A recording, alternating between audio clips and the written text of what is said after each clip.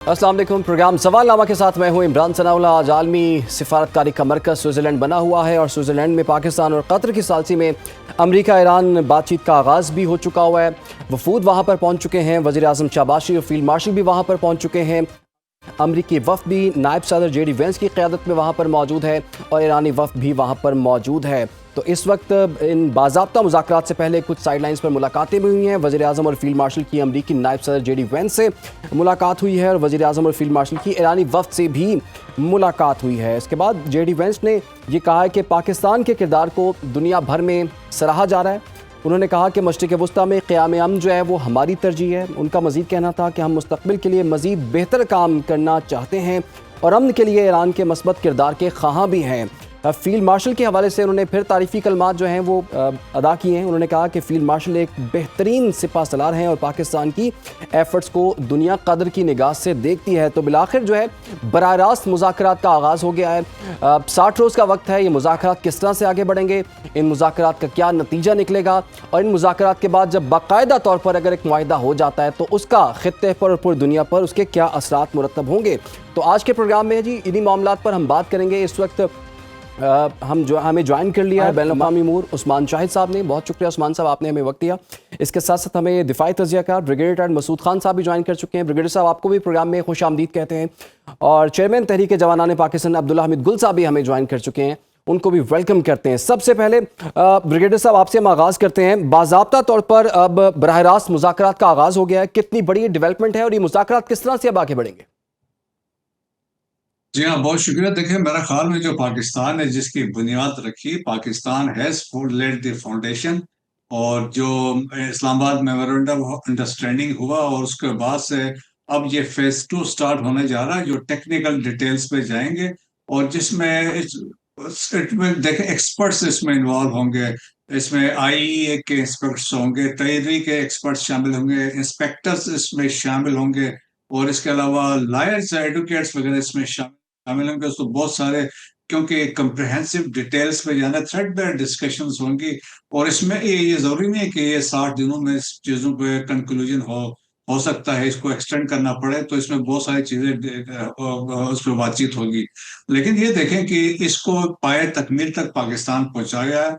जिस तरीके से पाकिस्तान ने बुनियाद रखी, बातचीत का स्टार्ट किया और उसके बाद दरमियान में अप्स एंड डाउन्स आते रहे, चैलेंजेस बड़े थे, लेकिन पाकिस्तान ने हिम्मत नहीं हारी। फिर प्राइम मिनिस्टर की लीडरशिप में फील्ड मार्शल बैक चैनल में he was constant in communication. जिस तरह अभी आज जिससे जेडी वेंस ने कहा अभी थोड़ी देर पहले कि पिछले उन्होंने कहा 3 महीने में he was in more in communication with field marshal Asim Munir. और उन्होंने फिर यहाँ तक कहा कि वो स्टेट्समैनशिप है और उनके स्पेशली डिप्लोमेटिक स्किल्स जो उन्होंने कहा, बड़ा मैं इम्प्रेस हुआ हूँ। सो दैट वाज द हमारी कोशिशें थी।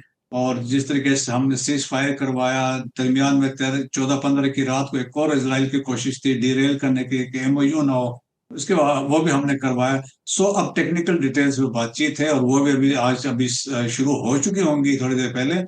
सो पाकिस्तान प्रिवेल कर गया और पाकिस्तान के कोर ऑब्जेक्टिव क्या है? पीस एंड स्टेबिलिटी, खास तौर पर वेस्ट एशिया में peace and stability, peaceful coexistence among all the Muslim countries, वो बहुत इंपॉर्टेंट है। और खास तौर पर जब ये दोनों ममालिक का आपस में अंडरस्टैंडिंग हो जाती है और तुम्हारे ख्याल में इसमें देखे कामयाबी तो दुनिया की होगी, लेकिन सबसे जो लूजर इसमें होगा वो इसराइल। बिल्कुल जी, लूज़र जो है वो इसराइली होगा और वो नज़र भी आ रहा है। अब्दुल्ला हमीद गुल साहब, बहुत से लोगों का ख्याल था जब वज़ीर आज़म शहबाज शरीफ का दौरा जो है वो मुलतवी हुआ तो लोगों ने कहा कोई मसला बन गया है, तो अब कुछ मामलात आगे नहीं बढ़ेंगे। फिर ये भी खबर आई कि ईरान ने आबनाए हुर्मुज़ जो है वो बंद कर दिया है। फिर ये भी खबर आई कि ईरान ने कह दिया कि हम कोई नहीं जा रहे। फिर जैसे ही हमने देखा कि वज़ीर दाखिला ईरान पहुँचे हैं तो कुछ उम्मीद पैदा हुई। अब जब पाकिस्तान का जो आला सतह वफ़द जब वहाँ पर पहुँचा है तो फिर दुनिया की जान में जान आई है। कितना गैर मामूली इसे वाक़या हम समझें इस सदी का और इसके क्या नताइज आपको नज़र आते हैं? बिस्मिल्लाहिर्रहमानिर्रहीम, बहुत बहुत शुक्रिया। सबसे पहले तो मैं अपना एक शदीद एहतजाज रिकॉर्ड करवाना चाहता हूँ सुनों के ज़रिए कि बीबीसी जो है वो खबर दे रहा था कि US and Iran hold trilateral meeting with Qatar. यानी कि पाकिस्तान का नाम ही नहीं बीबीसी ने लिया। आप ज़रा इनके ऊपर देखें, मैं इनके ऊपर सिर्फ लानत ही कह सकता हूँ कि इतने ये झूठे हैं कि इनको इतना बड़ा मुल्क जो है वो नज़र नहीं आया। जॉइंट दरमियान में बातचीत हुई, सबसे पहले वज़ीर-ए-आज़म पाकिस्तान बात कर रहे थे, हमारे आर्मी चीफ साथ खड़े थे, वज़ीर जेडी वेंस साथ खड़े थे। ये पूरी चीज़ आप ये देखें कैसी बेईमानी है इन लोगों की, यानी कि इनकी फितरत के अंदर जो है पाकिस्तान के लिए इनका असलियत है, ये इतना बड़ा चैनल है, डूब के मर जाने का मुकाम है इनके लिए, नंबर 1। नंबर 2 इसके अंदर जो मैं गुज़ारिश आपने फरमाया, देखिए सबसे बड़ी बात ये है कि ये सारी चीज़ें हुई जैसे आपने फरमाया। वाक़ई वज़ीर-ए-आज़म का दौरा मुलतवी हुआ, वज़ीर-ए-आज़म का दौरा इसलिए मुलतवी हुआ, लोगों ने कहा कि सिक्योरिटी थ्रेट्स हैं, कोई सिक्योरिटी थ्रेट्स नहीं थे क्योंकि जी7 मुनक्किद हुआ था। जी7 के हवाले से वहाँ बहुत बड़ी सिक्योरिटी थी और फिर कभी भी इज़राइल या इंडिया या कोई भी स्पॉइलर ये नहीं चाहेगा कि वो स्विट्ज़रलैंड के अंदर कोई भी किसी किस्म का पंगा करे। हम्म। उसकी सबसे बड़ी वजह ये है कि स्विट्ज़रलैंड के अंदर अपनी फ़ौज तो है नहीं उनकी और स्विस बैंक्स भी हैं, दुनिया जहान का पैसा भी मौजूद है, यूएन का ऑफ़िस भी मौजूद है। ऐसी सूरत के अंदर वो कोई भी ऐसा काम नहीं करेंगे जिससे पूरा यूरोपियन यूनियन और पूरी दुनिया उनके खिलाफ हो जाए। इसलिए स्विट्ज़रलैंड में ये कहना कि जी किसी को निशाना बनाए जाने की बात थी, नहीं, ये बात नहीं थी। असल बात ये थी कि लबनान के ऊपर उनके हमले जारी थे और लबनान आपको पता है पहले भी एक शर्त थी। जब 10 अप्रैल 2026 को पाकिस्तान में मुज़ाकरात हो रहे थे, तो उस टाइम पे ये कहा गया ईरान के वफ़द ने कि हम नहीं आएँगे, क्योंकि 2 बातें थी। एक बात ये थी कि लबनान को शामिल नहीं किया गया था और अमेरिका ने उस टाइम पे भी डंडी मारी और कहा कि जनाब लबनान नहीं शामिल है। फिर वज़ीर-ए-आज़म पाकिस्तान साहब ने ट्वीट किया और कहा कि नहीं, लबनान शामिल है उस डील के अंदर और फिर आपने देखा कि वो लोग तशरीफ़ लाए। लेकिन एक और बात भी हुई, उन्होंने ये कहा कि हम जैरेड कुशनर और स्टीव विटकॉफ के साथ नहीं बैठेंगे। उसकी सबसे बड़ी वजह ये थी कि 2025 के अंदर जो ओमान के अंदर मुज़ाकरात हुए और बाद में स्विट्ज़रलैंड में हुए, तो जो विटकॉफ ने उनको गारंटी दी थी, उसके ऊपर तो अमल नहीं हुआ और 2 दफ़ा ईरान के ऊपर हमला हो गया। इसलिए उन दोनों से तो वो दूर रहते हैं। जैरेड कुशनर को तो वो वैसे भी ये मानते हैं कि डोनाल्ड ट्रंप का तो दामाद है ही है, लेकिन वो क्योंकि एक यहूदी है, इस वजह से वो समझते हैं कि जी ये तो इज़राइल का नुमाइंदा है और जिसमें मेरे ख़्याल में काफ़ी हद तक सच्चाई भी मौजूद है। सही। इसलिए वो चाहते थे कि जेडी वेंस आएँ। जेडी वेंस क्यों आएँ? इसलिए कि जेडी वेंस का एक मुस्तकबिल है, वो फ्यूचर के अमेरिका के अंदर एक मजबूत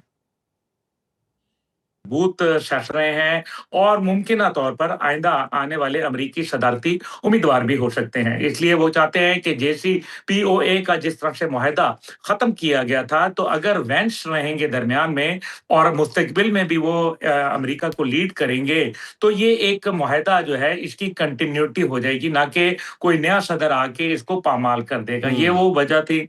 दूसरी इसके अंदर बात थी कि ईरान के मुंजमद इसासे, अभी भी आपने देखा कि एक बहुत तवील देर जो है इंतज़ार करना पड़ा और ईरानी वफ़द के मुतालिक, क्योंकि अभी मैं आपके साथ ये बात कर रहा हूँ, मुझे मालूम नहीं है, लेकिन ईरानी वफ़द जो था उसने थोड़ा-सा लहतो-लाल से काम लिया और कहा कि जी वो जब हॉल में बातचीत होना शुरू हो गई, जेडी वेंस भी आ गए, लेकिन हमने देखा कि किस तरीके से वो आए अब्बास इराक़ची साहब और उसके बाद उन्होंने वज़ीर-ए-आज़म पाकिस्तान से मुसाफ़ा किया, मुआनका किया और उसके बाद जो है वो वापस चले गए। जी। क्योंकि 2 बातें थीं, वो चाहते थे कि पहले जो मीडिया है उसके सामने हम ना आएँ, क्योंकि ज़ाहिर है शायद वो मसाफ़ा नहीं करना चाहते होंगे।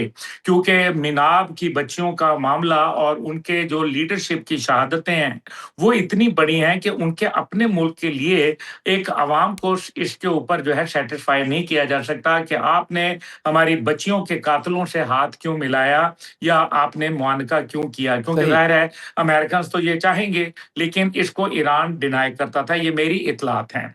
दूसरा इसके अंदर ये पहलू था कि जो उनके साथ वादा किया गया था, $24 बिलियन जो उनके मुंजमद असासे हैं, जो कि उनका हक बनता है। ईरान ने कहा था कि हम इनसे पहले जो फर्स्ट मुज़ाकरात होंगे, उससे पहले हमें $12 बिलियन पहले और फिर $12 बिलियन दिए जाएँगे बाद में।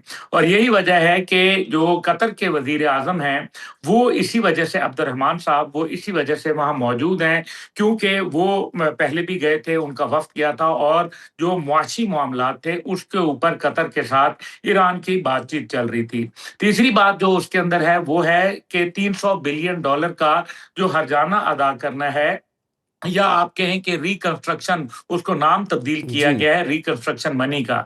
लेकिन हर्जाने का ये तो सिलसिला खुद अमेरिका ने तय किया था जब लॉकर बी का केस हुआ था और पैन एम एयरलाइन का जहाज लिबिया ने गिरा दिया था। उसके बाद बिलियंस ऑफ डॉलर उनसे कशीद कर लिए थे अमेरिका ने, तो बाहर तो उन्होंने सेट की हुई है। तीसरी बात इसके अंदर ये थी कि जी वो कैसे मरहलावार अदा की होगी, और सबसे बड़ा कि लबनान के ऊपर अगर हमले जारी रहे तो फिर मुज़ाकरात नहीं हो सकते। ये तो तमाम बातें हैं जिनको अगर आप गौर करें तो आपको पता चलेगा कि ईरान जो है वो एक टफ नेगोशिएटर के तौर पर सामने आया। ये बात आपकी बिल्कुल लेकिन दुरुस्त है अब्दुल्ला पाकिस्तान साहब। ईरान जो है बड़ा टफ निगोशिएटर जो है वो साबित हुआ है, और ईरानी सदर ने तो ये भी कह दिया है कि एमओयू की तमाम शिकें जो हैं वो ईरानी अवाम के मफाद में है। लेकिन उस्मान शाहिद साहब, अब चूंकि बाज़ाब्ता तौर पर मुज़ाकरात का आगाज़ हो गया है, दोनों पार्टीज आमने सामने बैठ चुकी हुई हैं, ये टेक्निकल मुज़ाकरात हैं, ज़रा हमें समझाइए टेक्निकल मुज़ाकरात होते क्या हैं, ये आज क्या होगा और अगले 60 रोज़ क्या होगा फिर? देखिए जी, वही टेक्निकल मुज़ाकरात हैं जिसके लिए 20 महीने लगे थे। P5+1 जो JCPO की बात हम कर रहे हैं, तो 2 महीनों के अंदर जो है ये नतीजा हेज़ हो जाएंगे। मतलब सीइंग इज़ बिलीविंग, अगर ऐसा पॉसिबल है तो इरानियन ने मेरे ख्याल में जो जंग के अंदर चीज़ जीती थी उसको महफूज कर लिया डॉक्यूमेंट के सूरत के अंदर। जो 14 नकात हैं अगर उसको पढ़ भी लिया जाए तो मेरे ख्याल में इरानियन बात की आपको समझ आ जाएगी। देखिए उनकी फॉरेन पॉलिसी की गवर्निंग लॉजिक बड़ी क्लियर है, कमिटमेंट फॉर कमिटमेंट और एक्शन फॉर एक्शन है।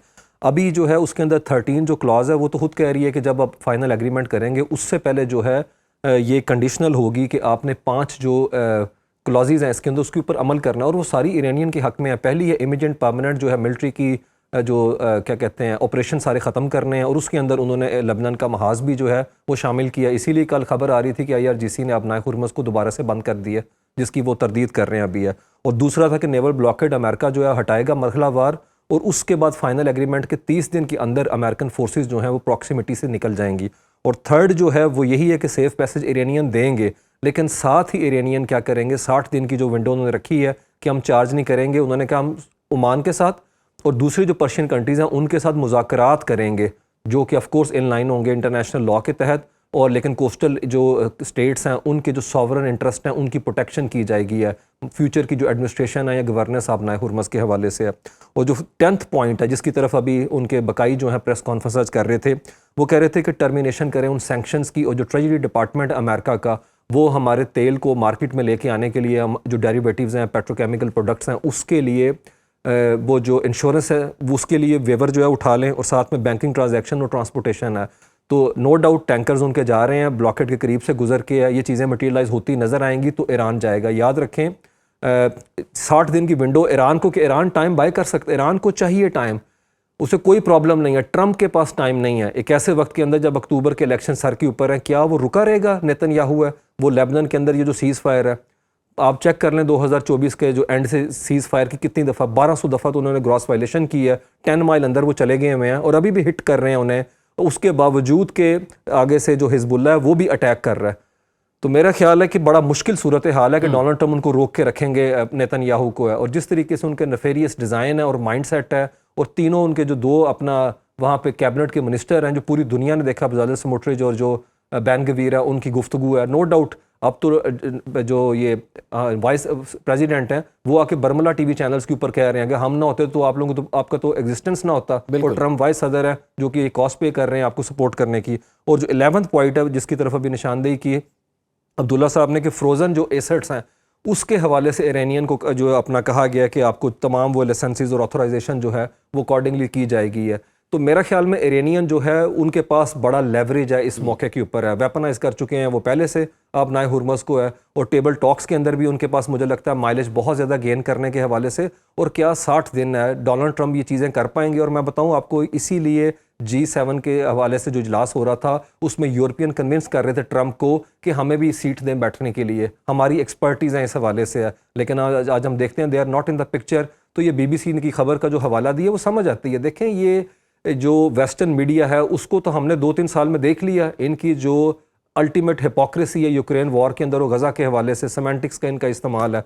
तो ये तो इंडिपेंडेंट तो मीडिया ही नहीं। कतर ने भी तो कोशिश की थी ना पाकिस्तान को रिप्लेस करने की। आपको पता है कि बड़े वफूद आते जाते रहे हैं, लेकिन वो रिप्लेस कर नहीं सका पाकिस्तान को। कतर तो मेरे ख्याल में पार्टी तो है, नो डाउट, इस सारे मामले के अंदर, उसमें कोई शक वाली बात नहीं है, लेकिन पाकिस्तान का जो रोल है पूरी दुनिया कह रही है इस्लामाबाद MOU, मेरे ख्याल में अभी इरानियन जो है, आप अभी चले जाएं Fars news agency, Tasnim news agency की वेबसाइट पे, वो भी यही अपना जो है कैच वर्ड इस्तेमाल कर रहे हैं यहाँ के ऊपर, इस्लामाबाद।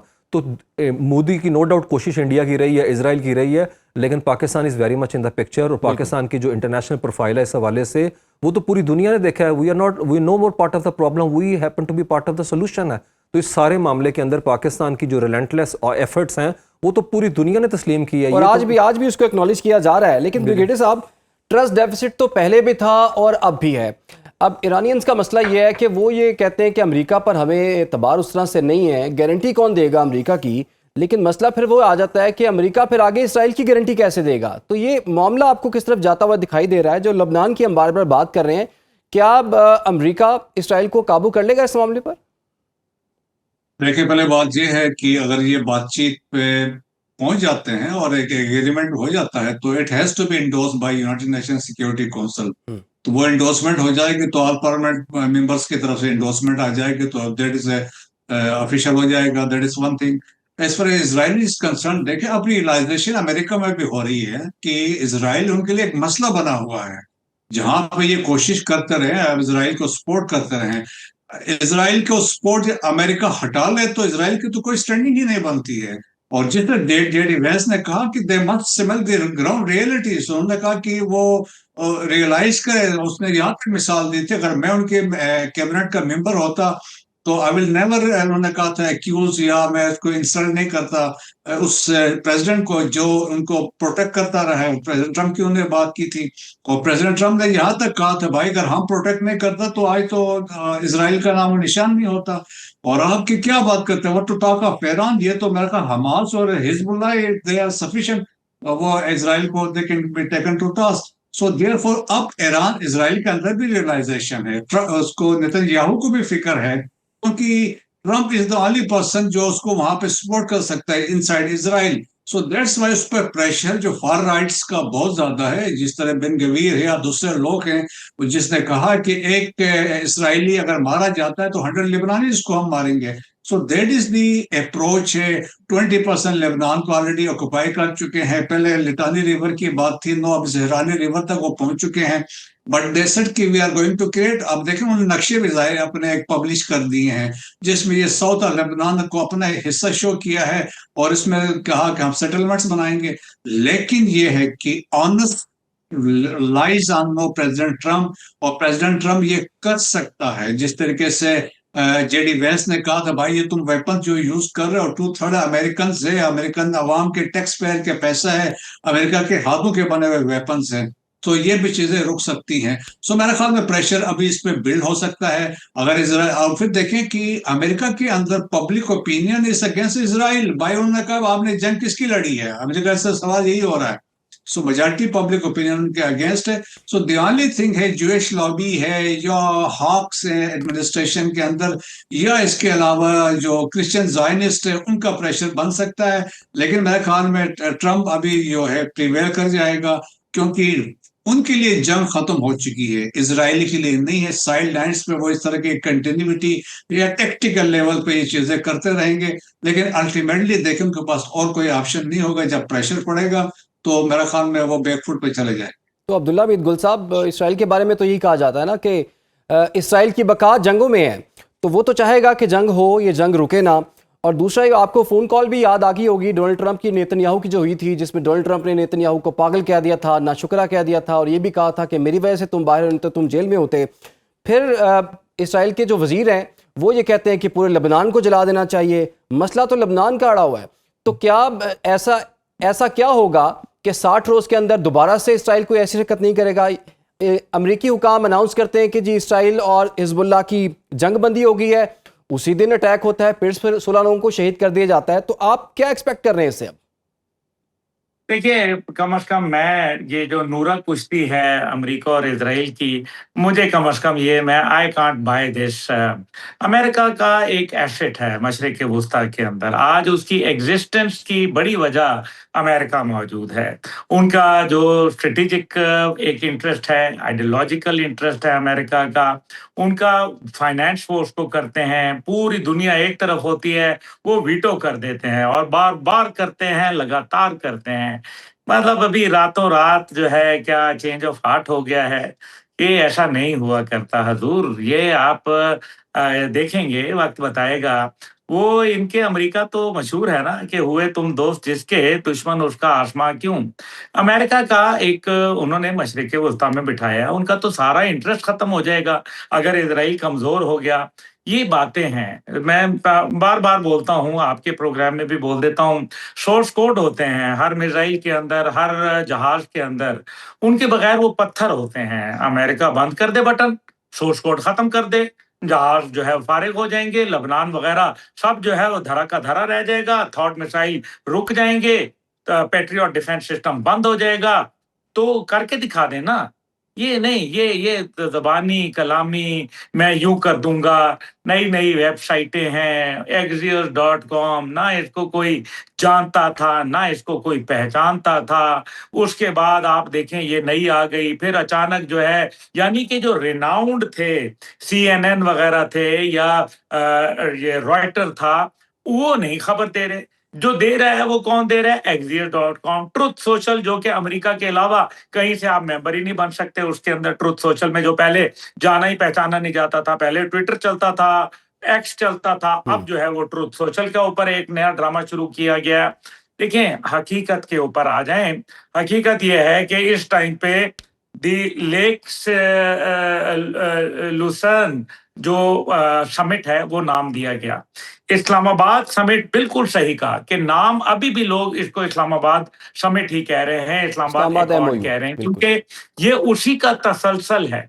इस्लामाबाद अकॉर्ड जो है एक्चुअली ये जो अब वहाँ स्विट्जरलैंड में हो रहा है, ये एक्चुअली 12 अप्रैल 2026 का ही तसलसल है इस्लामाबाद का। लेकिन बड़े तरीके से इज़राइल को खुश करने के लिए वो उसको निकाल दिया गया। मुझे ये बताएं 14 नुकात में कहाँ कहा गया अमेरिका की जानिब से कि जनाब इज़राइल जो है वो जो 30% अंदर घुस गया है लबनान के, वो अपनी फौजें वापस निकाल लेगा। अभी ब्रिगेड साहब ने जैसे कहा कि उन्होंने तो नक्शा जारी कर दिया कि ये तो हमारा हो गया इलाका। उसके बाद कहाँ उन्होंने कहा कि 70% गजा पे हम वापस पोजीशन पे चले जाएंगे। कौन सी दुनिया में हम रह रहे हैं? तो उन्होंने तो ऐसी कोई बात नहीं की। और अमेरिका ने कहा मेरे भाई कि जिसके अंदर ये बात कही हो कि अगर इजराइल करेगा तो हम तुम्हारी ऐसी की तैसी बचा देंगे। लेट्स से एज्यूम कर लेते हैं एक हाइपोथेसिस कि अगर ये इसकी जगह पाकिस्तान होता या कोई और मुल्क होता और वो अमेरिका का इस तरीके से अलहदा करता, तो वो क्या आगे से जवाब देते? 9/11 के बाद याद करें ना, we will bomb you to stone age. जी, कहा अमेरिका ने इजराइल को? नहीं कहा, ना कहेगा। उनके एप्स्टीन फाइल है मेरे भाई।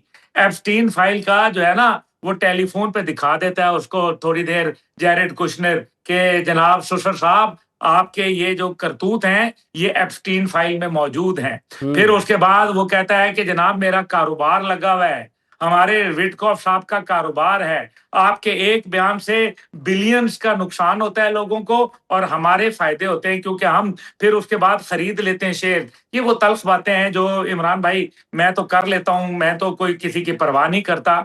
लेकिन हकीकत ये है कि ये वो रियलिटीज हैं, आपको वक्त बताएगा।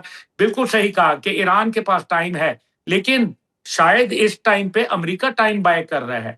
वो ये चाहता है कि किसी सूरत इजराइल में इलेक्शन ना हो, क्योंकि अगर 27 अक्टूबर को इजराइल में इलेक्शन होते हैं तो उसके नतायज भयानक सिर्फ नहीं होंगे बल्कि वो जेल जाएगा नेतन्याहू, और इंशाल्लाह जरूर जाएगा। लेकिन वो कहते हैं कि 27 अक्टूबर को ये इलेक्शन ना हो, वॉर कैबिनेट एक्सटेंड हो जाए और जो जंग का एक माहौल बना हुआ है वो कायम रहे। उसके बुनियाद के ऊपर वो 3-4 महीने और नेतन्याहू को मिल जाएंगे और फिर अमेरिका के अंदर 3 नवंबर को इलेक्शन हो जाएंगे।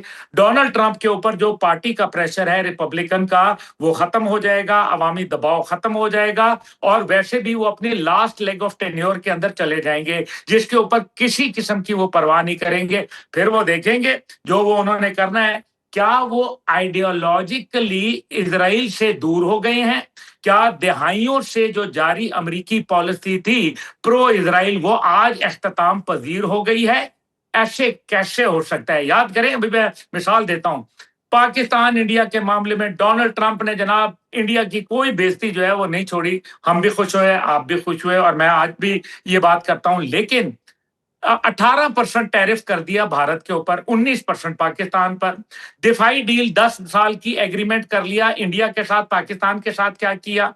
अफगानिस्तान के अंदर असला वो छोड़ के चले गए हाँ जी। और अमेरिकी, और फिर साथ ही साथ जो है अफगानिस्तान को $160 मिलियन महाना भी अदा करते हैं। $18 बिलियन 2021 के बाद से दे भी चुके हैं। पाकिस्तान को $1 बिलियन लेने के लिए जो है वो नाको चने चबवा दिए जाते हैं। लेकिन इंडिया के मामले पे यूरोप ने उनके साथ डील ऑफ द सेंचुरी की। 90 जो मसनूआत हैं इंडिया की, उन पे 0 टैरिफ यूरोप ने कर दिया, जबकि 57 मसनूआत यूरोप की हैं जिनके ऊपर इंडिया ने 0 किया। तो इसमें कौन गेन हुआ? तो ये जो सारी डील ऑफ द सेंचुरी करें उनके साथ ज़बानी कलामी बात नहीं होती। आप अमली तौर पे बताएं कि अमली तौर पर इजराइल के हवाले से वो क्या करेगा। अगर इजराइल नहीं मानेगा, हमले करेगा, तो क्या अमेरिका मेडोरो की तरह, वेनेजुएला के सदर की तरह उनको अगवा करके ले जाएगा? क्योंकि वो तो वैसे ही आलमी मुजरिम है, आलमी अदालत ने उसको मुजरिम जी। करार दिया हुआ है, तो उठा लेगा वो। क्या वीटो करेगा उसके खिलाफ? वीटो नहीं करेगा, आइंदा से रोक देगा। क्या उसकी जो दिफाई लाइन है वो काट देगा? नहीं करेगा ना। तो फिर अभी ख्वाब खरगोश में ना रहें, बेहतर है। बिल्कुल अब्दुल्ला हमीद गुल साहब, ये आपने बिल्कुल ठीक कहा। असल सवाल तो यही बनता है कि अगर इसराइल ने स्पॉइलर का रोल प्ले किया तो फिर अमेरिका जो है वो क्या करेगा। और जैसे कि आपने कहा कि कुछ नहीं करेगा, तो ये तो सबको अंदाज़ा है भी। लेकिन जो आपने एप्स्टीन फाइल्स की बात की है और फिर जो आपने कहा कि पाकिस्तान को इतनी एफर्ट्स करने के बावजूद जो है वो क्या मिलने जा रहा है, और बहुत से लोग कह रहे हैं कि पाकिस्तान के लिए इसमें क्या डिविडेंड है, ये बात करेंगे हम उस्मान शाहिद साहब से, लेकिन एक ब्रेक के बाद। Welcome back. गुफ्तगू के सिलसिले को आगे बढ़ाएंगे। तो उस्मान शाहिद साहब, ये ज़रा बताइए, पाकिस्तान को सिर्फ एक्नॉलेजमेंट ही मिलनी है या फिर कुछ ऐसा डिविडेंड भी पाकिस्तान के लिए मौजूद है? और दूसरा ये, वो जो एप्स्टीन फाइल्स का जिक्र किया है, तो इस मुआहिदे की साइडलाइंस पर कुछ इसका कोई ताल्लुक वास्ता उससे भी कुछ बनता है कि डोनाल्ड ट्रंप जो हैं वो खुद से ही कुछ डिसीजन ले रहे हैं या फिर उनको कोई ऑपरेट कर रहा है अब भी? जी डेफिनेटली, इसमें कोई शक नहीं है। खुद जो अपना गूगल है, फेसबुक है, उन्होंने ये कहा कि जो सर्च इंजन है, उन्होंने देखा कि 70% एप्स्टीन फाइल के हवाले से जो सर्च है वो कम होगी जब ये अटैक लॉन्च किया गया ईरान के ऊपर है। तो ये तो डोनाल्ड ट्रंप का हमेशा से एक अपना वतीरा रहा है, वो डाइवर्जन करते हैं। जब उन्होंने जनरल कासिम सुलेमानी को हिट करना था तब भी अमेरिका में ये सिचुएशन थी, कांग्रेस जो है उन्हें पैसे नहीं दे रही थी, 8,000 उन्होंने जो फेडरल एम्प्लॉयज़ हैं उनकी सैलरीज रोक के रखी हुई थी, तो डाइवर्ट कर दिया उन्होंने। लेकिन यहाँ पे काफ़ी ज़्यादा कॉस्ट उन्हें बेयर करनी पड़ी है और इसमें कोई शक नहीं, एप्स्टीन फाइल जो है, और वो अभी तक तो पूरी तरह से आई नहीं है, उसमें भी रिडक्शन हमने देखी और 2.6 मिलियन तो अभी भी पड़ी हुई हैं।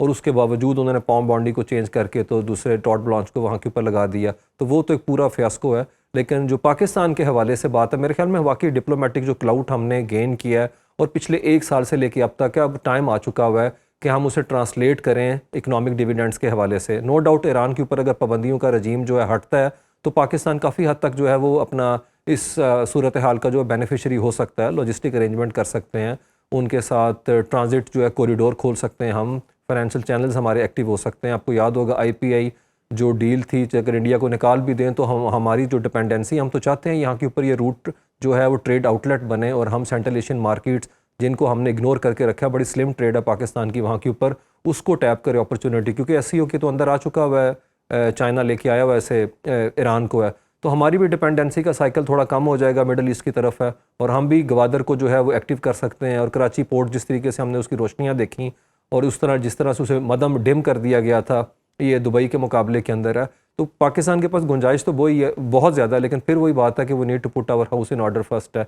देखें, आप जाके जो आइडियोलॉजिकल फोइज़ हैं उनको साथ बिठा सकते हैं, तो आप जो अपने मुल्क के अंदर के मामलात हैं उसके लिए क्यों नहीं दिल बड़ा कर सकते, क्यों नहीं सारे स्टेक होल्डर जो हैं, और मैं तमाम पॉलिटिकल फोर्सेस की बात कर रहा हूँ कि उन्हें इस चीज़ का ख्याल करना चाहिए। देखिए हम तो इंटरनली भी ब्लीड कर रहे हैं, एक तो हमें वेस्टर्न ईस्टर्न बॉर्डर से जो थ्रेट अपना पोज किया हुआ है कोवर्टली और ओवर्टली जो है वो भी हमारे खिलाफ हुए पड़े हुए हैं। तो मेरे ख्याल में हमें इस चीज़ों को भी देखना पड़ेगा, और इकोनॉमिक सॉवरेनिटी बहुत बड़ी चीज़ होती है। टेरिटोरियल बाउंड्री तो हमारी इंटैक्ट है, वो तो ठीक है, दुश्मन नहीं आ सकता, और डिफरेंट चैनल्स डिफरेंट मीन्स के थ्रू वो हमें कोशिश कर रहा है टारगेट करने की है। दूसरा, पाकिस्तान को चाहिए जीसीसी कंट्री से 2016 से पाकिस्तान ट्राई कर रहा है कि फ्री ट्रेड एग्रीमेंट हो जाए, अभी तक वो जो है चीज़ें जो है अभी तक लिम्बो के अंदर है, वो नहीं अभी तक हो सकी। मुझे लगता है इस तरफ भी पाकिस्तान को ध्यान देना पड़ेगा। फिर MOU की तो लाइन लगी हुई थी, मुझे याद है पिछले 5-7 साल के अंदर ये बड़ी खबरें साइन हो गए, लेकिन वो मटेरियलाइज क्यों नहीं हुए फिर? ऐसे ही है। तो मेरे ख्याल में वो CPEC के हवाले से भी हमें देखने की बड़ी अच्छी ज़रूरत है कि जो चाइनीज़ कंसर्न्स हैं इस हवाले से उसको एक्टिव करने की ज़रूरत है। देखिए अब रेट्रिक से जो है ना, मुझे लगता है मामलात आगे की तरफ नहीं चलेंगे, तो हमें गुंजाइश निकालनी पड़ेगी इन चीज़ों के हवाले से भी, और जिनके साथ हमारी यहाँ दोस्तियाँ हैं। अभी जिस बात की अब्दुल्ला हमीद साहब ने, कोई शक वाली बात नहीं, उनका रेगुलर फीचर है डोनाल्ड ट्रंप का इंडिया को बैश करना, लेकिन वाकई 19%, और अभी इंडिया जो है अपने मौक़िफ़ से पीछे नहीं हटा। उन्होंने डेयरी प्रोडक्ट के अंदर अमेरिकन पैसे को जो है वो उसकी इंडक्शन होने नहीं दी है। उन्होंने कहा नहीं, हम किसी सूरत नहीं चाहते हमारे किसान जो हैं वो अपना वल्नरेबल हो जाएंगे, और अपना वोट बैंक भी उसने इंटैक्ट रखा है मोदी ने। तो मेरे ख्याल में हमें भी थोड़ा सा जो है ना इस मामले की तरफ देखना चाहिए। और फिर वही बात है, हमारे अपने मुल्क के अंदर जो सिचुएशन है ओवरऑल आप देखें हैं तो नेवर ए डल मोमेंट, अगर हम बात करें काफ़ी ज़्यादा क्राइसिस हैं इस हवाले से, तो हमें उन चीज़ों की तरफ भी मेरे ख्याल में सोचना चाहिए, देखना चाहिए, और एक पॉलिटिकल एक्यूमन जो है वो नज़र आना चाहिए हमारी पॉलिटिकल लीडरशिप के हवाले से। और मैं शहबाज शरीफ साहब को अप्रिशिएट करता हूँ, उन्होंने फ्लोर ऑफ द हाउस ये बार बात की है। याद रखें, अपनी बोटी के लिए पूरा बकरा ज़बा ना कर दें।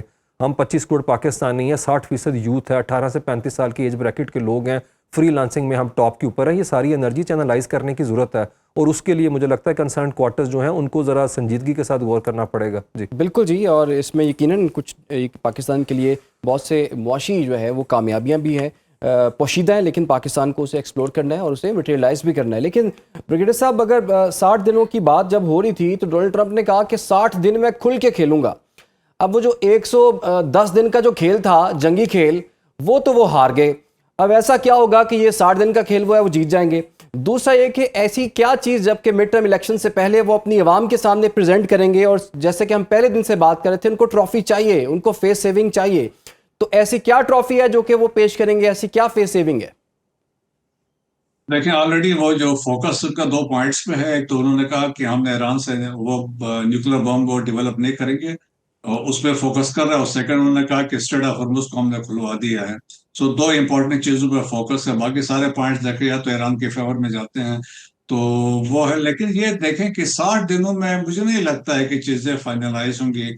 और आप देखें, joint comprehensive plan of action जो 20 महीने लगे, और उसमें 150 प्लस पेजेस थे, एनेक्चर्स लगे, एक्सपर्ट्स बैठे हुए थे, डिफरेंट किस्म के लोग उसमें इन्वॉल्व थे।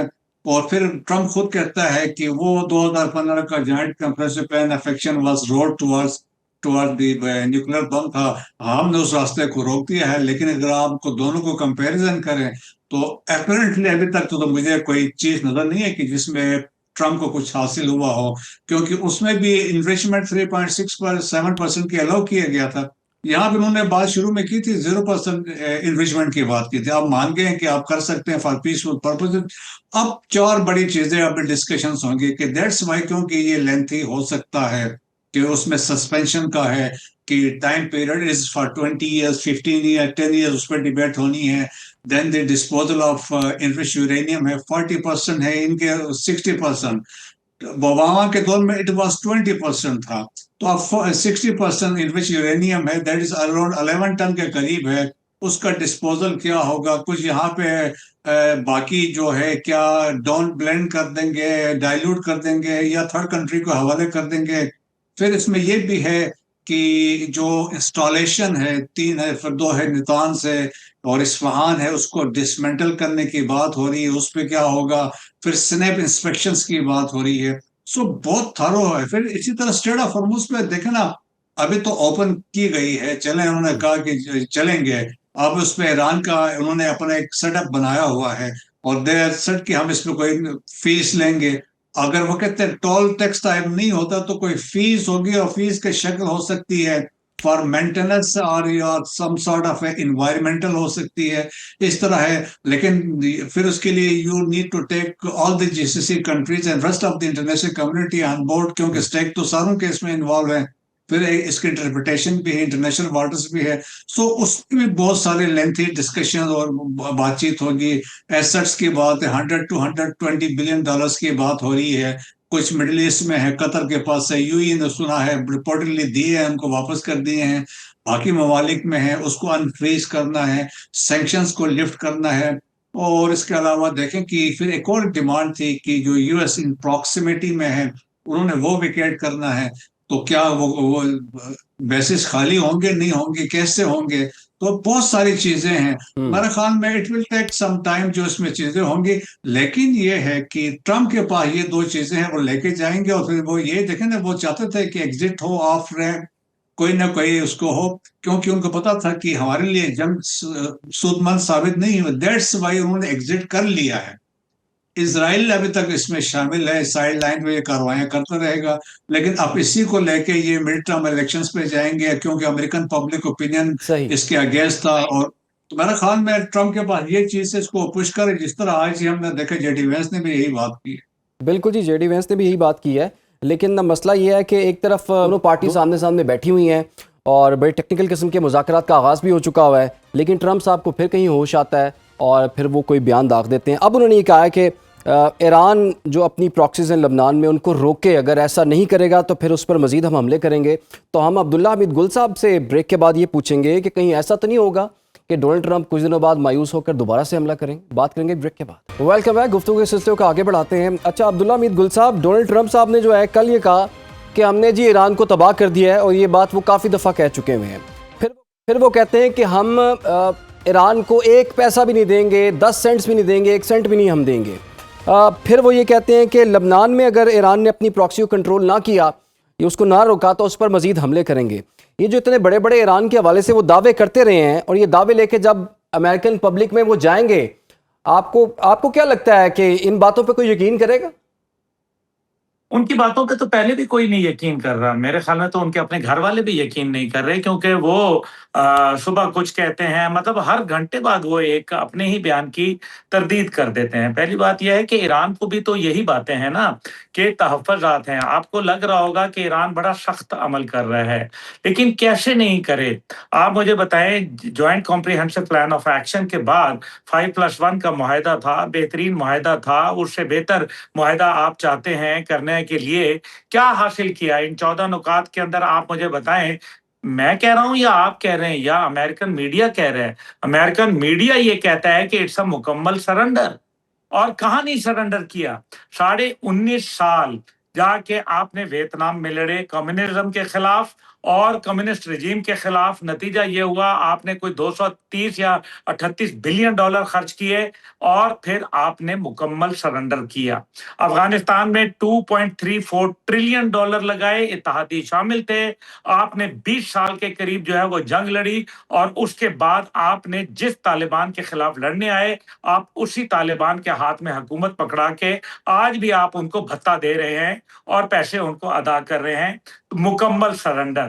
ईरान के साथ आप गए, आपने कहा 48 घंटे में हम तहस नहस कर देंगे। हकीकत में तहस नहस किया, ये नहीं है कि तहस नहस नहीं हुआ। उनका बहुत नुकसान हुआ है, बहुत ज्यादा। लेकिन इस सब के बावजूद क्या अमेरिका को दुनिया फातेह करार दे रही है? क्या आज जो है वो डिप्लोमेटिक टेबल के ऊपर ईरान मजबूत नजर आ रहा है, या आज अमेरिका मजबूत नजर आ रहा है?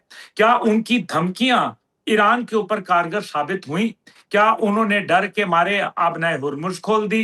क्या उन्होंने डर के मारे जो है वो अमेरिका के सामने सरेंडर कर दिया? तो वो तो नहीं किया। तो फिर ईरान के ऊपर जो बुनियादी ऑब्जेक्टिव थे, रिजीम चेंज करेंगे, न्यूक्लियर खत्म करेंगे। न्यूक्लियर का पॉइंट पढ़ लें। न्यूक्लियर का पॉइंट ये है कि जो IAEA समेत जो UN सिक्योरिटी काउंसिल की तमाम उनके ऊपर पाबंदियां हैं वो खत्म हो जाएंगी, ये उन्होंने लिखा हुआ है। उसके बाद वो क्या कहते हैं? वो कहते हैं कि न्यूक्लियर पे ईरान ने कहीं ये नहीं लिखा कि हमने न्यूक्लियर हासिल नहीं किया या बनाया नहीं। उन्होंने ये कहा कि जो जैसे है वो एज इट इज 60 दिन तक रहेगा, और उसके बाद जब अमेरिका ये तमाम शराइत पूरी करेगा, फिर हम 60 दिन के बाद मुज़ाकरात करेंगे न्यूक्लियर के ऊपर। ये वो बात हो रही है। तो इसके अंदर तो कहीं भी ये नहीं कहा गया कि जी वो न्यूक्लियर डस्ट को, कैसी बच्चों वाली गुफ्तगू करते हैं ये ब्रिगेडियर साहब बैठे हैं, और दूसरे हमारे भाई बैठे हैं, ये जानते हैं कि जो GBW-57 बॉम्ब इस्तेमाल किए बंकर बस्टर नेतन्स के ऊपर, फरदौ के ऊपर, इस्फहान के ऊपर, वहां बेड़ा गर्क हो गया वो चीजों का, ताबकारी नहीं फैली। लेकिन आप उसमें से न्यूक्लियर, वो तो 1-1.5 साल का प्रोजेक्ट है बाबा। अगर वो दिन रात करें, और वहां क्या ईरान की कौम उनको बुलाएगी और कहेगी वो हाथ तक तो मिलाने के लिए इनसे रवादार नहीं है, आप वो कह रहे हैं कि वो जाके न्यूक्लियर डस्ट के लिए वहां ईरान के साथ जाएंगे। ऐसा कुछ नहीं होने लगा। ये अमेरिका का क्या, लोगों के अभी जो ब्रिगेड साहब ने 2 पॉइंट बताए, क्या बताएगा कि हुर्मुज मैंने खुलवा दी? हुर्मुज तो आज भी ईरान के कंट्रोल में है। वो क्या बताएगा कि जी मैंने जो मेरे जो गए थे फ्रिगेट्स, डिस्ट्रॉयर्स, कॉर्वेट्स और एयरक्राफ्ट कैरियर, वो वहां क्या करके आए थे? वो नेवल सबमरीन जो उनकी हिट हुई है उसके मुतालिक क्या ख्याल है? तो ये तमाम चीजें, दुनिया पागल नहीं है, दुनिया देख रही है। अमेरिका को भी पता है, पेंटागन को अच्छी तरीके से पता है कि उनका क्या नुकसान हुआ। $100 बिलियन वो खर्चा हुआ जंग का, इससे ज्यादा खर्चा हुआ है एक्चुअली, और $300 बिलियन ये देंगे? नहीं देंगे। ये पैसे खाते हैं ये लोगों का, इनका काम ही यही है। दुनिया की 4% कौम है जो दुनिया के 34% जो वसाइल है, नेचुरल रिसोर्सेज, उनको कंज्यूम कर रहे हैं। इनका काम ही ऐसे चलता है। इनकी असल में थानेदारी को ईरान ने चैलेंज कर लिया है। पाकिस्तान ने जिस तरीके से भारत की थानेदारी को चैलेंज कर लिया था, बिल्कुल। पाकिस्तान ने उधेड़ के रख दिया था, भारत की तमाम मिथ को ब्रेक कर दिया। आज ईरान ने इजराइल और अमेरिका की मिथ ब्रेक करके रख दी। आप इससे अंदाजा करें अमेरिका कितना मजबूर है कि जो पाकिस्तान आज उसका स्ट्रेटेजिक पार्टनर भी नहीं रहा, आज उस पाकिस्तान के हवाले से जेडी वेंस 12 घंटे की फ्लाइट, 12,000 किलोमीटर से दूर वो आ जाते हैं पाकिस्तान, फ्लाइट लेके आते हैं पाकिस्तान। क्यों आते हैं? पहले कभी आए थे? अब नहीं आए थे। उसके बाद तो ये पहले तो जंग सर के फोन 2 भी दिन नहीं करते थे वो। पाकिस्तान, अब तो 3 महीने में जितने फोन कॉल्स उन्होंने यहाँ करते किए रहते शायद हैं। ही किसी को किए हों। जी सॉरी, मैंने कहा पहले तो फोन भी नहीं करते थे, अब तो फोन करते नहीं थकते वो। 3 महीने में जेडी वेंस कहते हैं मैंने या तो अपनी वाइफ को इतनी कॉल्स की या फिर फील्ड मार्शल को इतनी कॉल्स की है मैंने। हाँ जनाब, क्योंकि इनकी जब जरूरत होती है तो ये जो है आपके पास आते हैं। अभी बीएलए और मजीद ब्रिगेड के ऊपर देख लें। बीएलए और मजीद ब्रिगेड को अमेरिका, बर्तानिया और ऑस्ट्रेलिया ने दहशतगर्द करार दिया। यूनाइटेड नेशन में आर्टिकल 1267 के जरिए जब उनके ऊपर पाबंदियां लगाने, उनके ऊपर जो इकोनॉमिक सैंक्शंस करने के लिए, और इसी तरह उनके अकाउंट्स फ्रीज करने, सोशल मीडिया पे पाबंदियां लगाने के लिए पाकिस्तान जी, जब कता वो कलामी बात की लेके माजरत गया, अब्दुल्ला हमीद। गुल साहब बहुत बहुत शुक्रिया आपका, चूंकि प्रोग्राम का वक्त खत्म हुआ चाहता है साहब, आपका बहुत शुक्रिया। ब्रिगेडियर रिटायर्ड मसूद खान साहब, आप तीनों का बहुत बहुत शुक्रिया। नाज़रीन, प्रोग्राम का वक्त भी खत्म हो चाहता है, इजाज़त दीजिए, अल्लाह।